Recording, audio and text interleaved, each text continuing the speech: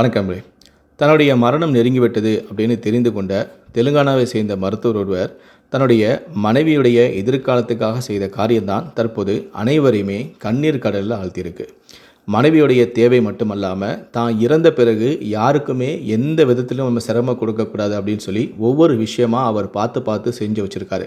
இதெல்லாம் இவர் செஞ்சுருக்காரா அப்படின்னு சொல்லி இது எல்லாமே தெரிஞ்சுக்கிட்ட அவருடைய நண்பர்களும் உறவினர்களும் தற்போது வியப்பில் ஆழ்ந்து போயிருக்காங்க. அது மட்டும் இல்லை, உயிரோடு இருக்கும்போதே மனைவிக்கும் குழந்தைக்குமே ஒன்றும் செய்யாமல் அவர்களை துன்புறுத்தக்கூடிய மனிதர்கள் மத்தியில் இப்படிப்பட்ட ஒரு மனிதரா அப்படின்னு சொல்லி எல்லாருமே ஆச்சரியப்படுறாங்க. அப்படி என்ன தான் இவர் செஞ்சார், நடந்தது என்ன, வாங்க டீட்டெயிலாக பார்க்கலாம். தெலுங்கானா மாநிலம் கம்பம் மாவட்டத்தை சேர்ந்தவர் தான் ஹர்ஷவர்தன். இவர் படிப்பில் எப்போவுமே முதலிடம் தான். கல்லூரியாக இருக்கட்டும், ஸ்கூலாக இருக்கட்டும், எங்கே இவர் எந்த வகுப்பாக இருந்தாலும் சரி அதில் இவர் தான் முதலிடத்தை பிடிப்பார். அப்படியே நல்லா படித்த இவர் ஒரு வழியாக எம்பிபிஎஸ் படித்து முடித்து மருத்துவரும் ஆகிட்டார். இவருக்கு ஆஸ்திரேலியா வேலையை கிடச்சிருச்சு. இப்போ இவருக்கு 34 வயசு இருக்கும்போது ஆஸ்திரேலியா இவர் மருத்துவராக வேலை பார்த்துட்டு இருக்கும்போதே இவருடைய உறவுக்கார பெண்ணான ஹேமா அப்படிங்கிற நபருடன் இவங்களுக்கு திருமணம் நடந்துச்சு. கடந்த 2020ஆம் ஆண்டு இவங்களுக்கு திருமணம் நடந்துச்சு. திருமணம் முடிந்த 9 நாளில், அதாவது பிப்ரவரி 20ஆம் தேதி திருமணம் நடந்துச்சு. திருமணம் நடந்த 9 நாட்கள்லேயே ஹர்ஷவர்தன் மீண்டும் வேலைக்காக ஆஸ்திரேலியா போகக்கூடிய சூழ்நிலையும் ஏற்பட்டுச்சு. அதனால் தன்னுடைய மனைவியை இந்த தெலுங்கானாலே விட்டுட்டு அவர் மட்டும் தனியாக ஆஸ்திரேலியா போயிருக்காரு.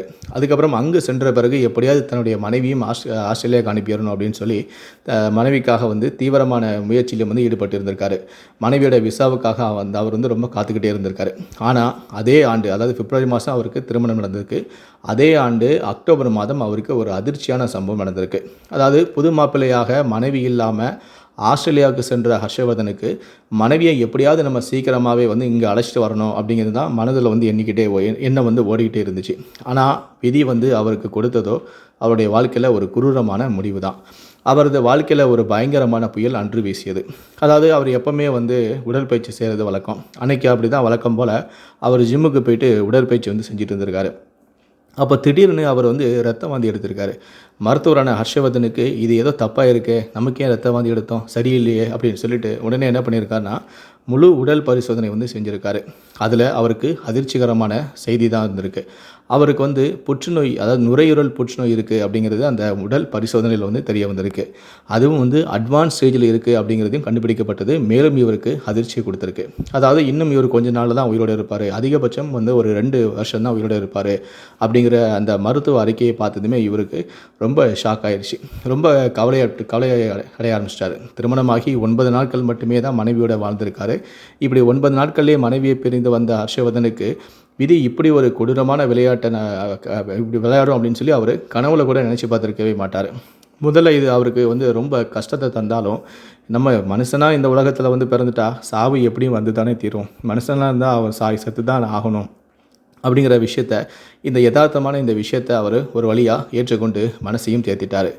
அதுக்கப்புறம் இவர் தன்னுடைய பெற்றோர்கிட்டையும் தன்னுடைய மனைவிக்கிட்டையும் இந்த விஷயத்தை தெரியப்படுத்தியிருக்காரு. முதல்ல அவராலே தாங்கிக் கொள்ள முடியல. அவர் தன்னை ஒரு வழியாக தேர்த்தின பிறகு தான் இந்த விஷயத்தை தன்னுடைய பெற்றோர்கள்கிட்டையும் மனைவிக்கிட்டையும் சொல்லியிருக்காரு.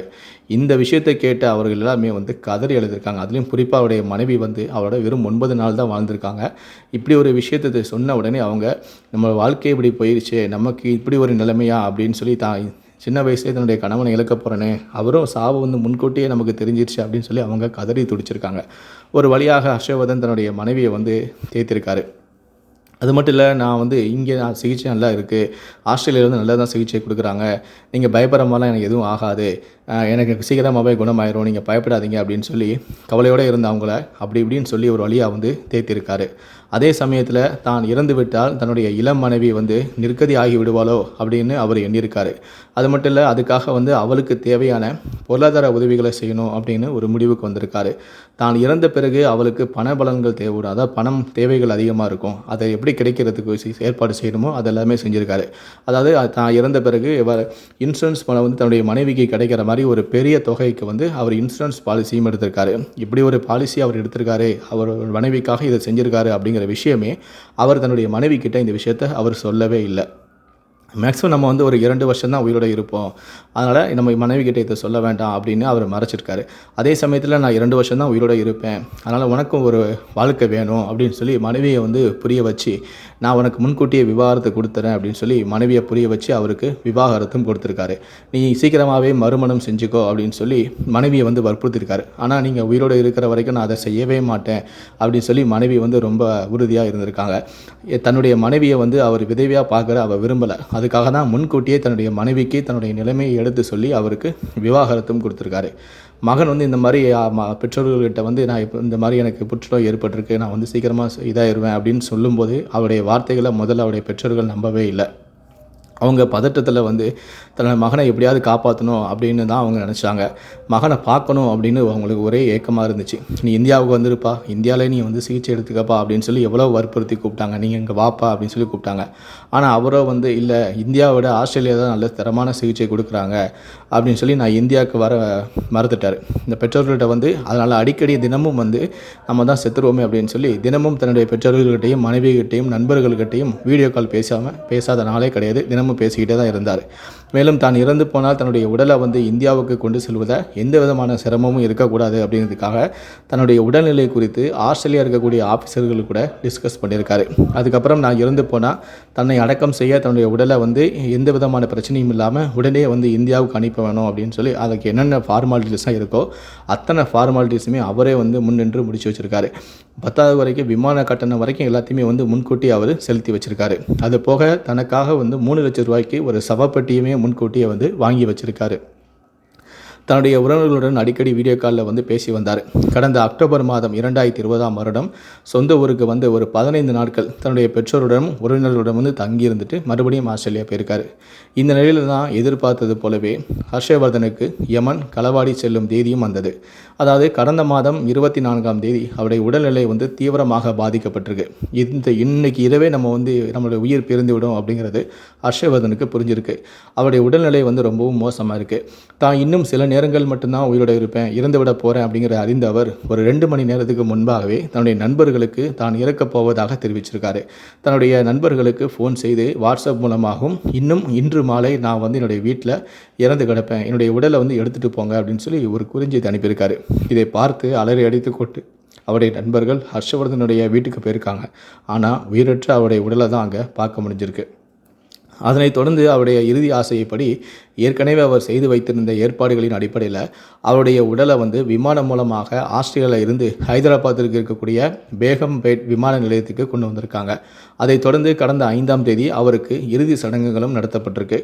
அப்போது அவருடன் உடலோடு அவர் தன் மனைவிக்காக செய்து வைத்திருந்த பொருளாதார உதவிகள் அடங்கிய ஆவணங்கள், அதாவது இன்சூரன்ஸ் செய்திருக்கல, அதற்கான ஆவணங்கள் எல்லாமே வந்து அதோட சேர்ந்து வந்திருக்கு. இதை பார்த்து தன்னுடைய கணவன் எனக்கு விவாகரத்து மட்டும் கொடுக்கல, தான் பின்னாடி எந்த விதமான பிரச்சனையும் சந்திக்கக்கூடாது, பொருளாதாரத்தில் நான் பாதிக்கப்படக்கூடாதுன்னு சொல்லி எனக்கு அவர் இன்சூரன்ஸ் வேறு எடுத்து வச்சுருக்காரா அப்படின்னு சொல்லி அதை பார்த்து அவங்க கதறி அழுதுருக்காங்க. இதை பார்த்து அவருடைய மனைவியும் பெற்றோரும் கதறி அழுதது அங்கு சுற்றியிருந்த அவருடைய நண்பர்களையும் உடலுடைய மனதையும் கரைய வைத்தது. தனக்கு தீராத நோய் இருக்கிறது என அறிந்ததும் தன்னுடைய இறப்பை தைரியமாக எதிர்கொண்ட ஹர்ஷவர்தன் ஒரு காவிய நாயகன் என்றே தான் சொல்ல வேண்டும்.